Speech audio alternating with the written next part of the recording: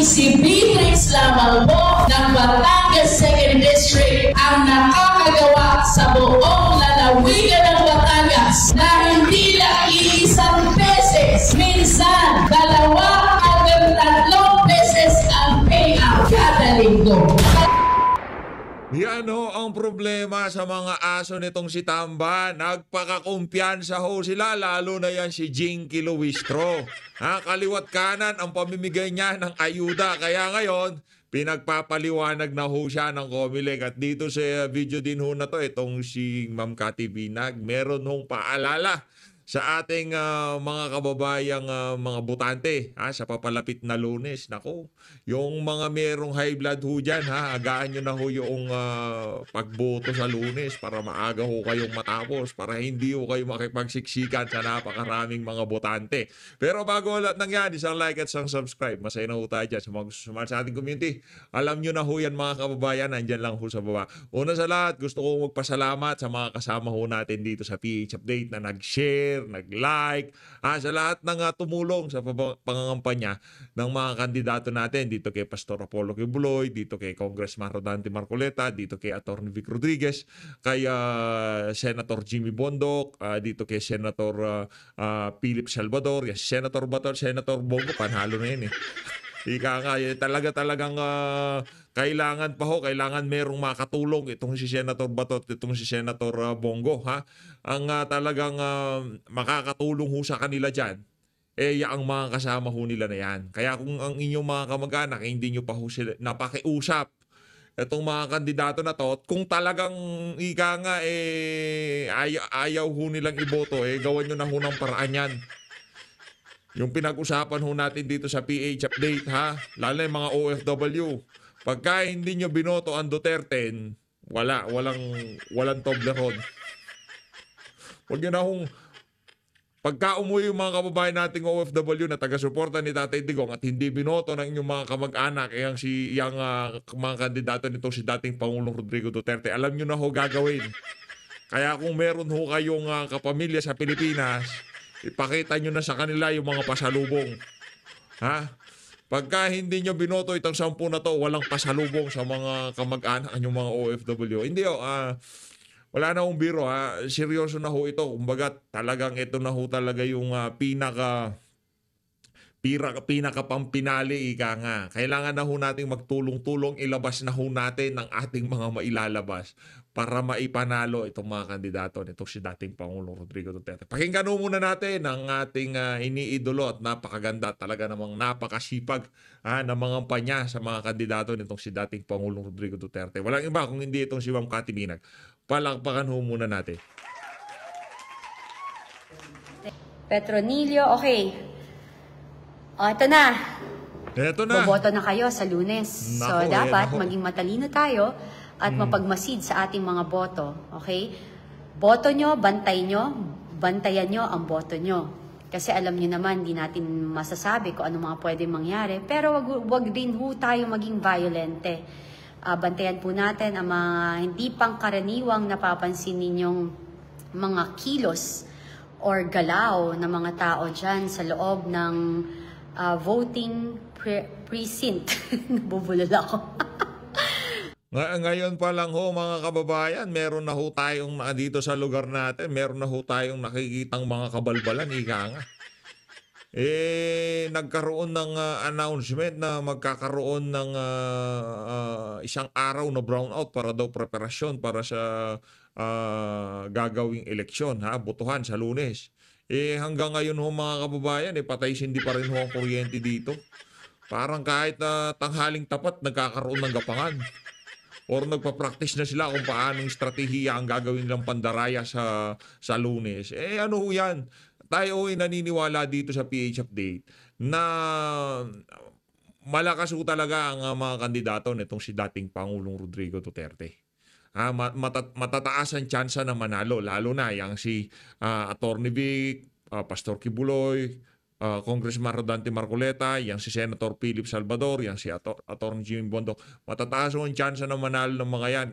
Kung ilalabas lang ho nila yung totoong numero ng survey, baka nakikipagsabayan ho yung mga yan dito kay Soto, kay Lacson, kay Pacquiao, yung mga nabanggit ho nating mga kandidato na yan. Dahil sa parting Mindanao at Visayas, talagang solido na ho sila. Ika nga, final na ang kanilang desisyon na 10 kandidato lang ang susuportahan sa papalapit na 2025 midterm election. Tuloy natin. So, ingat-ingat po tayo and maging mapagmasid. And wag po natin kakalimutan ang Duterte plus yung additional na 2, kayo na hong bahala. 'Di ba? Kung sino yung idadagdag ninyo. Ang akin lang, dun din po sa mga sumusuporta po sa Duterte at sa mga Personally, tayo ho, hindi na ho tayo magdaragdag. Yung 10 na lang ho talaga ang ating iboboto. Ang ano ho kasi dyan, ang sinasabi nila sa meron ho tayo nabasa sa comment section na kesyo pagka undervoting, hindi daw babahasahin ng makina. Undervoting, overvoting, ito ang sigurado ko dito. Wala hong nakakaalam kung binabase talaga ng makina yung mga binoboto natin. Anak ng tokwa. Anong undervoting, overvoting? Hindi nga ho natin alam kung yung shade o meron ng mga markayang mga baloto. Hindi ho natin alam. Kung ano man ang nangyayari dyan sa makina na yan pagka ipinasok na natin ang ating balota. Ang ating pagboto, kumbaga yun lang ho yung ini-exercise ho natin yung ating kapangyarihan kada 3 taon at 6 na taon. Pero kung tayo ho dito personally sa PH Update tatanungin na nakakasiguro ba tayo na yung ating mga binoboto nabibilang bilang doon sa mga talagang binoto natin, hindi ho tayo nakakasigurado. Wala ho tayong tiwala sa mga makina na yan. Yun ang ating sigurado dito. kandidatong sumuporta po kay Kong Sen Marcoleta. Maraming salamat po sa pagtulong ninyo ng kusang loob at paniniwala sa kanyang kakayahan upang maupo sa Senado. Kasi hindi ho talaga kayo magsisisi. Yang mamang yan, walang hindi makasarili. Napakasimpleng tao kasama ng kanyang mga pamilya. No? So, ang Duterte Naniniwala ho tayo dyan na pagka mananalo yung si Congressman Rodante Marcoleta dyan sa Senado, isa ho siya doon sa mga uupo bilang bagong senador sa ating bansa na kung saan dito sa unang termino niya na to, kahit pagsamahin pa natin yung termino ni Lacson, ni Soto at nitong si Manny Pacquiao, maitutumba lahat ho yan itong si Congressman Rodante Marcoleta sa unang 3 taon. Naku, si Congressman masyadong pressure rata yung binigay natin yung sa kanya, no? Sa unang 3 taon nitong si Congressman Rodante Marcoleta, lahat ng trinabaho nitong si Lacson, nitong si Soto, nitong si Pacquiao, sa nakalipas na dekadang mga panahon, 3 dekada, tumanda, nagputian na lang ang buhok ng mga walang yan sa Senado, no? Kaya hong tumbasan niya ni Kong Dante sa 3 taon. Ganyan ho katindi ang mamana yan. Yan ang sinisigurado natin dito. Wala hong talo pagka itong si Kong Dante nailukluk natin sa Senado. At yung mga kandidato na yan, itong si dating Pangulong Rodrigo Duterte. Alam nyo pa kung sino? Sinong masusulit natin dito sa mga to? Sino pa masusulit natin? Narinig nyo pagka nagsalita? Attorney Vic Rodriguez, Pastor Apollo Kibuloy, Senator Attorney Jimmy Bondoc. Yang 3 na yan na nabanggit natin. Pagka yan nanalo, naku, kahit pagsamasamahin mo si Tolentino, Manny Pacquiao, lahat ng naging senador sa mga yan, kaya hong tumbasan ng mga nabanggit natin na yon. Kasi meron ho silang prinsipyo at paninindigan. Hindi ho sila kagaya ng mga kandidato ng mga taga-alyansa. Nagsitandaan na lang. Baka pati burnik ng mga yan, nagputian na lang dyan sa Senado, di ba? Wala pa rin ho silang nagawa. Bihira. is sila, of course, sila Attorney Vic Rodriguez, Kong Marcoleta, Pastor Kibuloy, don't forget, at saka wag ko kayo magpapaniwala sa pinagsasabi ng about kay Pastor Kibuloy kasi lahat ho yun gawa-gawa lang. Kaya nga ho siya, kung ano yung mga kasinungalingan doon sa EJK nitong si dating Pangulong Rodrigo Duterte,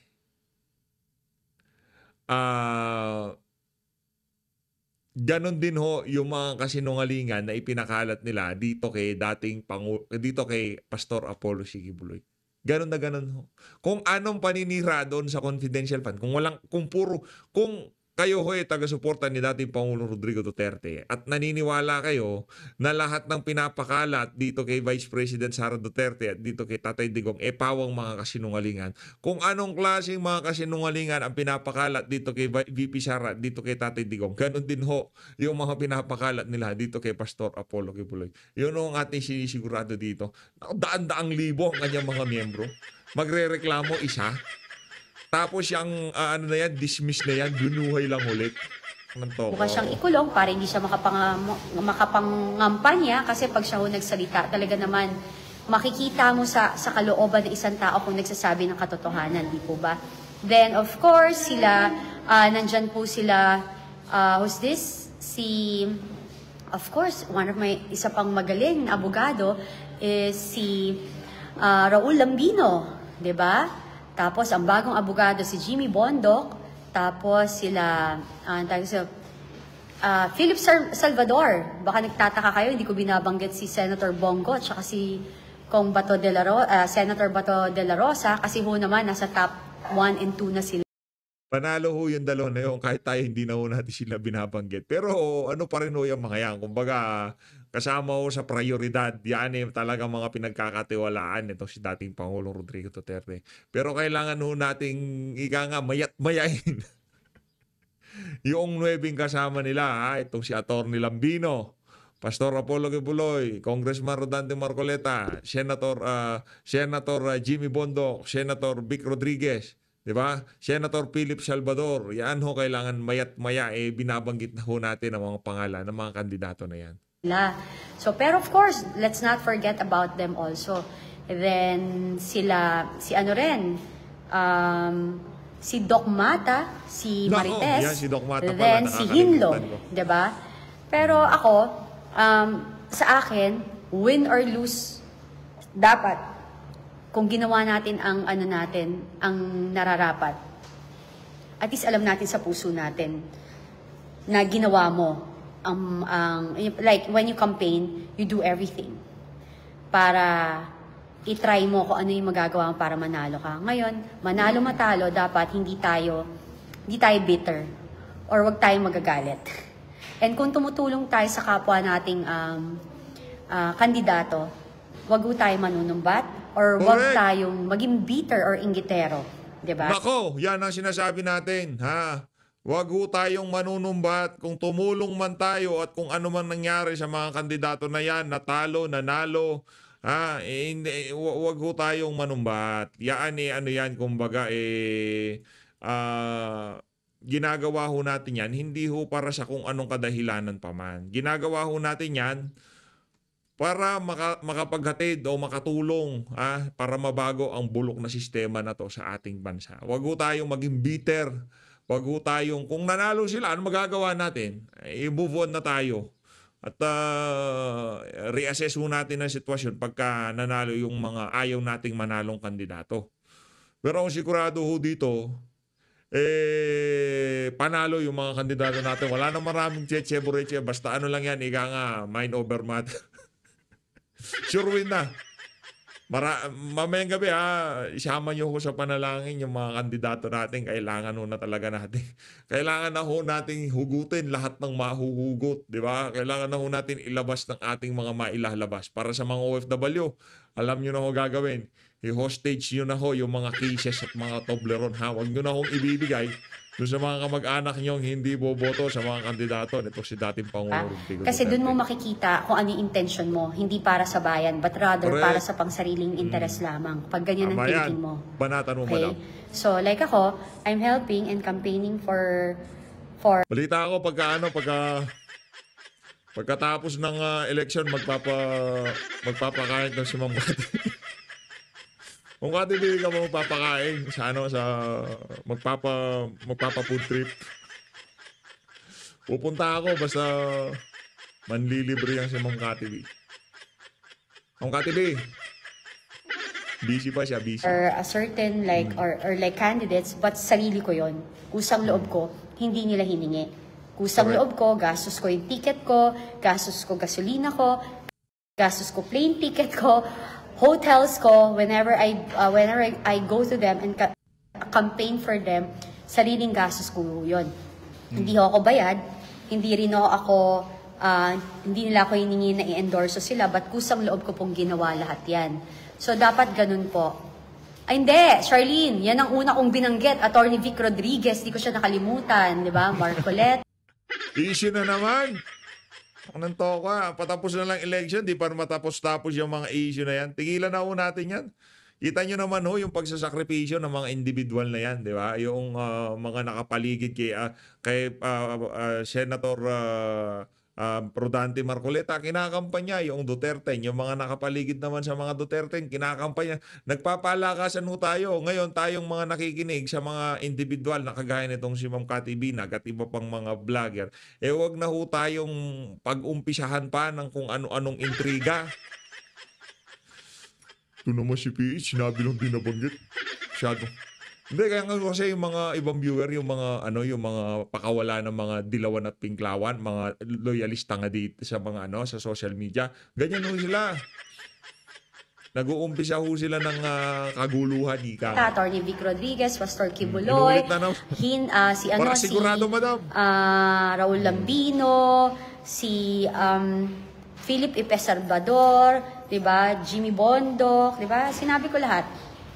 So, ganon. So, eto ngayon yung dito mo makikita yung ugali ng mga kandidato kung ano sila. Even yung mga tumutulong sa mga kandidato, dito mo makikita kung anong klase mga ugali nila. Kung talagang tumutulong ba sila ng taus-puso, tumutulong ba sila dahil gusto lang talaga nilang manalo at naniniwala sila sa kakayahan ng kandidato kanilang kinakampanya, or meron silang personal na interes.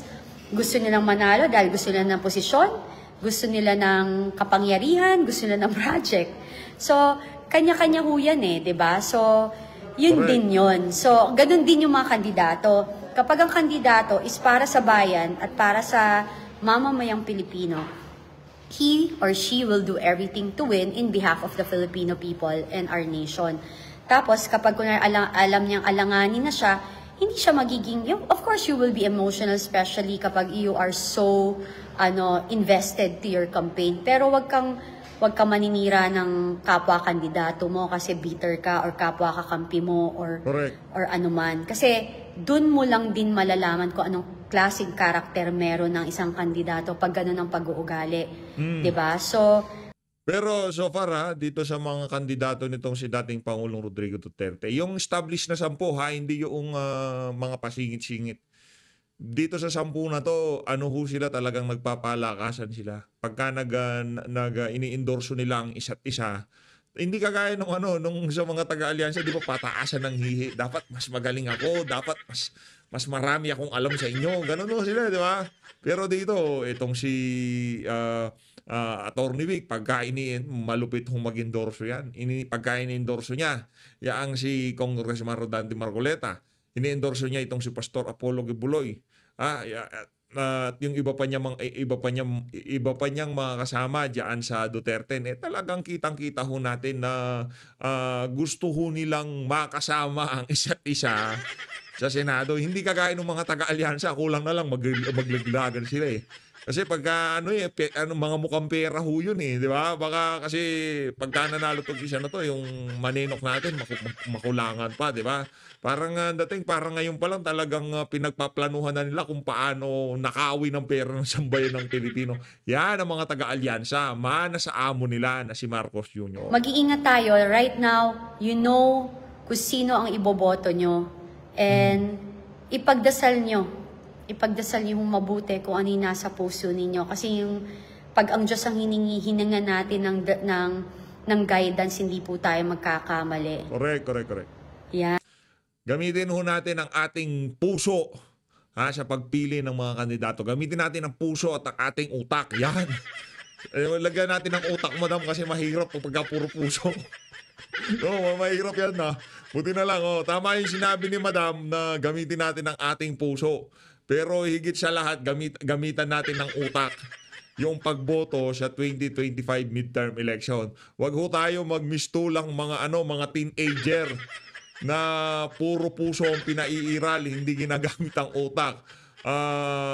Tapos, ano na lang, lolokohin lang sila nung kanilang mga jowa. Diba? Ganun ho yun eh.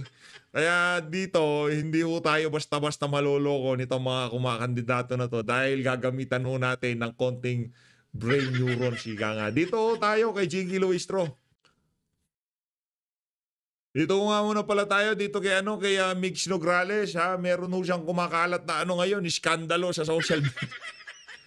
Sa ayaw sa gusto nyo kasi, mabibisto kayo. Ang kalaban ho nito, si Congressman Pulong Duterte. Ibig sabihin, si Kong Pulong wala ho siyang pera ipamimigay. Yung tipong mamimigay ng pera, hindi ho niya gagawin yun. Wala nga siyang pondo eh, nandun siya. Sipin nyo naman, sa Lunes na ang eleksyon. Kung di ho tayo nagkakamali, nasa NED.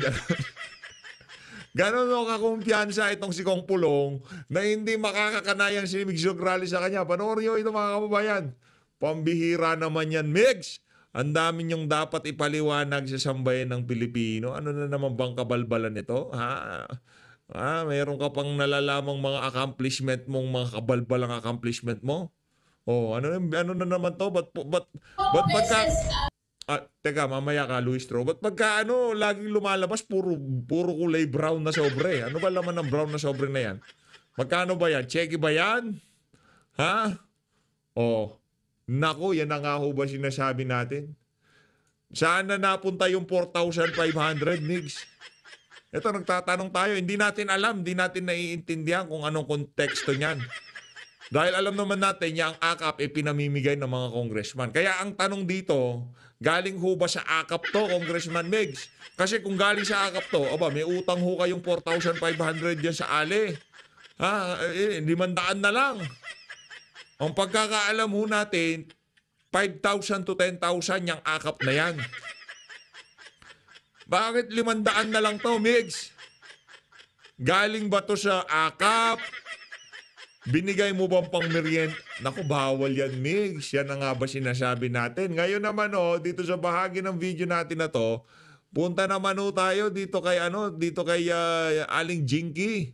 Dito kay Aling Jinky Luistro, ito talaga notorious ho ito eh. Kumbaga, sa lahat ng kumakandidato, hindi lang ho katawan ng lumaki dito sa ali na to. Sa pagiging congressman niya, hindi lang ho ulo. Masyado ho siyang nagpakakumpiyansa sa kaliwat kanan ng pamimigay ng ayuda na kung saan sa pag-aakalang hindi siya makukwestiyon ng COMELEC, ngayon ho pinagpapaliwanag na siya. Pakinggan ho natin ang pagyayabang nitong si Aling Jinky Luistro. Ito talagang ali na to. Ang dami hong atraso nito sa sambayan ng Pilipino. Kaya kung tayo tatanungin talagang kung sino man ang kalaban nito, talunin niyo ho itong ali na to. Ang dami hong kabalbalang ginagawa nito sa House of Representatives. Ngayon, noong na-impeach si VP dyan sa lower house, akala mo talagang panalo na sila eh. Yung kesyo, magkita na lang daw ho sila sa impeachment trial di ka pa nga nanalo eh. Ang problema dito, pagka napalitan ka, yung prosecution team, paano pagka sabaw-sabaw na nga, sa pagpasok pa lang sa pagtatapos pa lang ng House of Representatives itong 19th Congress, isipin nyo na lang mababago ang komposisyon. Paano kung sabaw-sabaw pa rin yung papalit dito sa prosecution na team na magsisilbing kalaban ng kampo ni VP Sara diyan sa impeachment trial sa Senado. Ito ho, pakinggan natin. Ninyo sa buong lalawigan ng Batangas, kami po'y 6 na congressman. Kung sino ang may linggo-linggo ay may payout. Nako, yari tayo dyan, George Garcia. Hindi na nga dapat pinagmamalaki, pinagyayabang pa nitong si Jinky Luistro. Linggo-linggo daw silang may payout. Ang tanong dito, Aling Jinky, pati ho ba sa araw ng kampanya, may payout kayo? Kasi nagkalat yung mga video sa social media na kung saan pinagmamano mo. Yung mga binibigyan mo ng kwarta. Kaya pala ngayon, pagka namimigay ng ayuda, kumbaga, napaka-intimate nila yung closed door. Yung tipong nasa isang venue na kung saan hindi ka basta-basta pwede pumasok. Si Beatrix lamang po ng Batangas 2nd District ang nakakagawa sa buong lalawigan ng Batangas na hindi lang iisang beses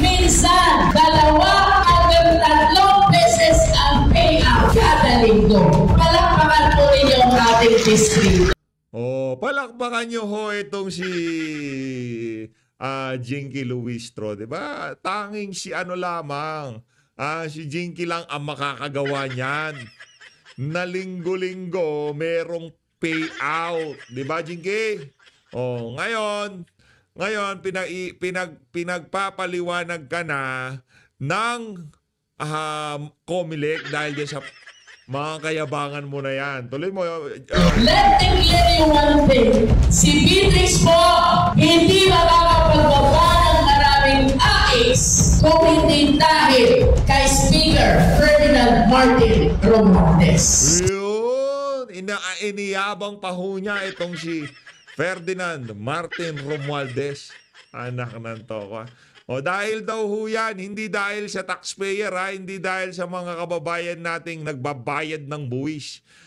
Ang dahilan kung bakit daw ho kayo nakakatanggap ng ayuda, AKAP, o kung anumang klaseng ayudang pinamimigay nitong si Jinky Luistro, dahil yan kay Martin Tambaluslos Romualdez. Maliwanag ko hindi ho dahil sa mga kababayan nating nagbabayad ng buwis. Si Beatrix po, hindi makakapagbaba ng tuwa kung hindi dahil kay Speaker Ferdinand Martin Romualdez. Si Beatrix po, hindi makakapagbigay ng 100,000 na hospital assistance kung tawagin natin ay MAIP kung hindi dahil kay Speaker Ferdinand Martin Romualdez. Yun, dahil ulat yan kay Speaker Ferdinand Martin Romualdez. Para naman tatakbo ng... Hindi pa ngayon yan. Baka masalat kayo dyan, di ba? Sa 2028 pa yun, Jinky. Hindi pa ngayon yan. Sa 2028 pa yung pagbibida-bida nyo dito kay Martin Romualdez. Sabagay, kahit anong ibida nyo dyan kay Tambaluslos. Di ba? Sa mga kababuyang pinagagawa niya sa mga nakalipas na buwan, sa tingin ko, kahit Vice President, di ho mananalo yan. Kung di lang ho matanggal si BP at italaga siya bilang Vice President, hindi ho makakahawak ng national post si Tambaluslos. Yun ang ating sigurado natin dito.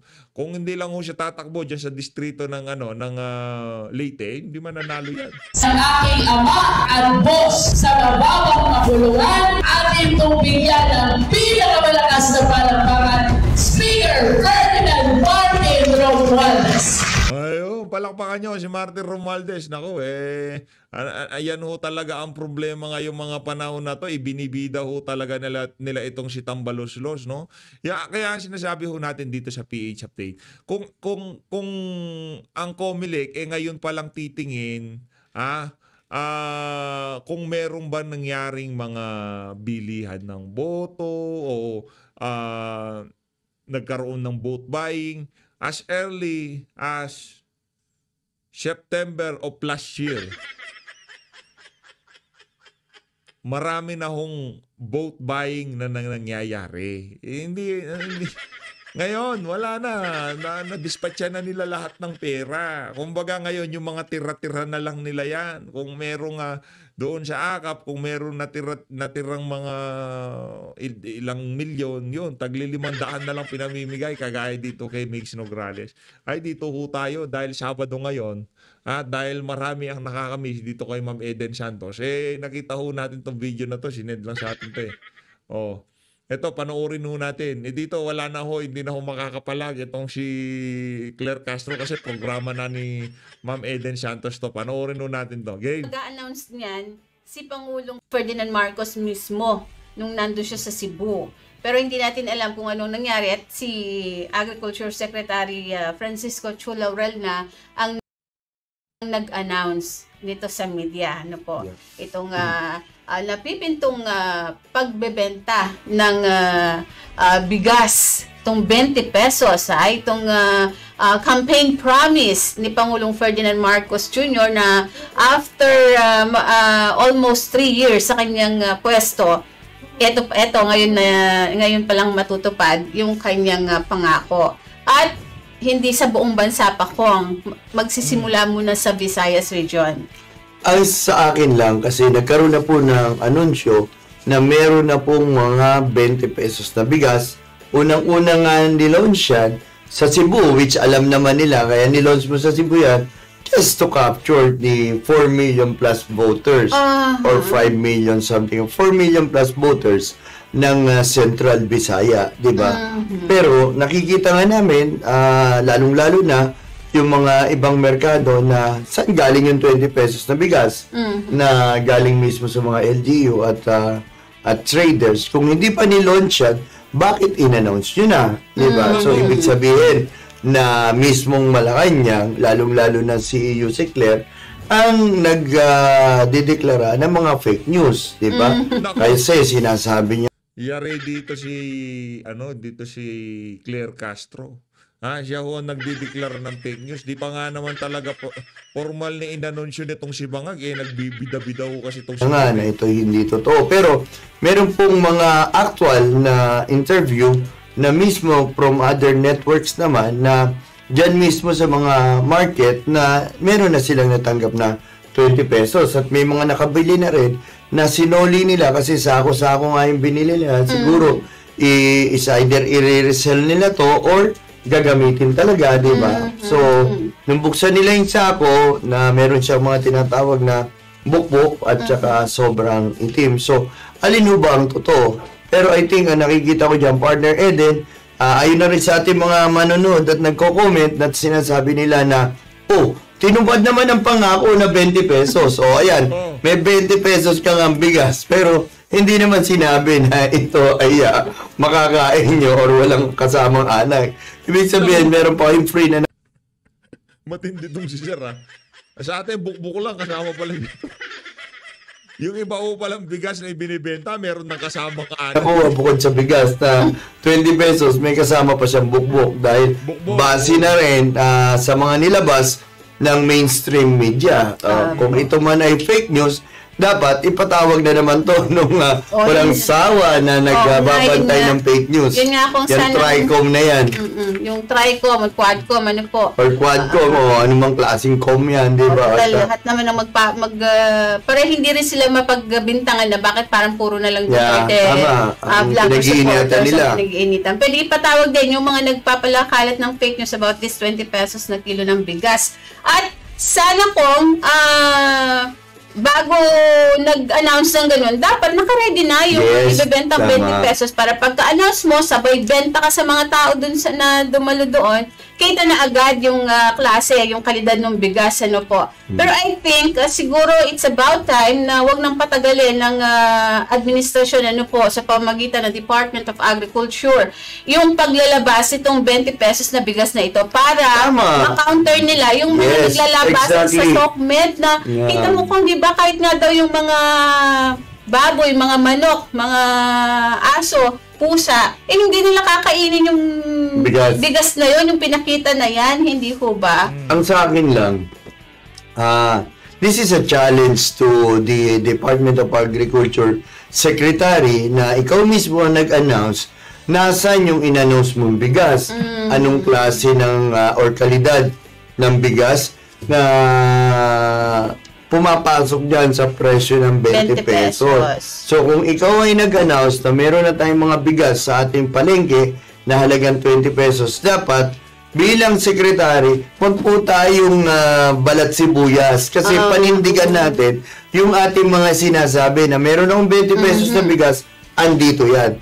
Ngayon, nung may lumabas na mga ganyan sa iba't ibang lugar, hindi lamang po sa Pangasinan, hindi lamang po mismo sa Cebu, paimbestigahan nyo kasi hawak nyo po ang lahat ng listahan ng warehouses na kung saan dinistribute nyo yung mga bigas. Yung mga accredited outlets kung tawagin po exactly. Ni Castro. Ako nakita ko itong 33 pesos na kilo ng bigas. Yan ay, yun yung alam kong binibenta no, ng NFA through LGUs. Tama. Yung mga local government units. Kasi nga, pag nagbe-briefing sa Malacanang, we always ask yung tanong na, ilang LGUs na po ba yung umorder ng bigas na sa NFA?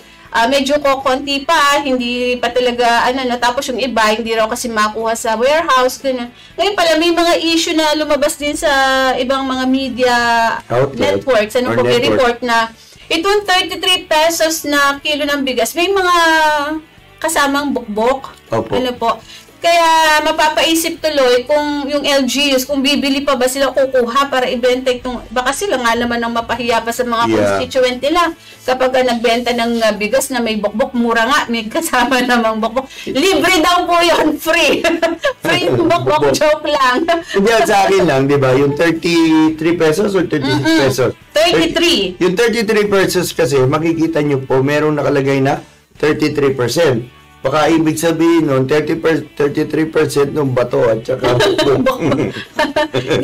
Anyway, balikan lang natin, di ba? This is a challenge to the Secretary Laurel. Sinasabi mo nga, ikaw mismo ang kumakain ng NFA rights. Sana nga, na mismo nang galing yan. So, nung nag-announce ka na meron ka ng 20 pesos na matagal na namin inaantay ng mga mamamayan na kumakain po ng kanin or na umaasa rin sa mga bigas at rice, na ito po yung pangako ng ating presidente. This is a campaign promise na tinupad niya nga, even though it's a bit too late kasi nga half term na ng kanyang panunungkulan. Pero ito nga magandang balita. Sabi nga natin, nang binuksan natin ang ating programa, isa pong magandang balita na sana ikakasaya ng ating mga mamamayan.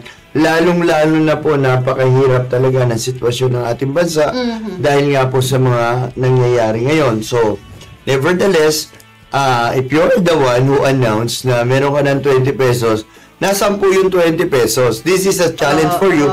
Huwag natin pong ibintang na ito ay fake news. Panindigan natin. O, ito yung 20 pesos na in-announce ilabas natin. Ilabas sa merkado. Diba? At ito ang mga accredited outlet. Ngayon, kung sinasabi ni Yusek Claire Castro na wala pa pong linalabas na bigas, paimbestigahan nyo kasi may mga tinatawag tayong mga sangay na mga Pero ang balita daw natin, inano na yan, kumbaga hinold muna yung programa na yan dahil subsidiyan ng sinubsidize ng pamahalaan ng mga pagbili ng bigas na yan. Ngayon, ang lalabas diyan parang vote buying nga naman. Kaya sa pagkatapos ng eleksyon, makakamtan na natin yung 20 pesos na bigas na ipinangako nitong si Marcos Jr. Bangagas. Always, maraming salamat sa pag-support sa Page Update. Mag-ingat po kay lahat, lahat ng Pilipinas. Duterte, ano na ho ito, kumbaga, ito na sukdulan, di ba? Para sa mga OFW, no, malaki ho ang gagampanan yung papel dito sa kayo ho ang may hawak ng Toblerone at mga tsokolating ipamimigay sa Pilipinas pag-uwi nyo. Yung mga kamag-anak na hindi iboboto yung 10 kandidato, alam nyo na ho gagawin. Mahalin natin ng Pilipinas.